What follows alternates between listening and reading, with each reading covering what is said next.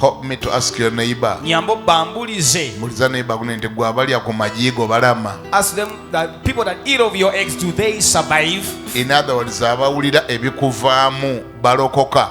People that hear of the words that come out of your mouth, will they get born Abawulira again? ebikuvaamu bongera kulokoka oba bagwa bugwi. People that hear the words that come out of your mouth, do they get established or they only backslide? Bibazimba oba bibamenya. Do they edify them or they break them? Bongera kubeera mu kanisa oba bwe bamala okulya byoyogera baganda ye kanisa njivuddemu. Do they continue to come to church having heard your words, or having heard your words they go out of the church? Nze mbuuza oleeta buleesi otwala butwazi. I'm asking a question. Do you bring people inside the church or just take them away? Ogattako oyawulako. Do you add or you only subtract? Abaakanyumya naawe abaali bawulidde ebikuvaamu bongera kunywera mu bulokozi oba bagwa.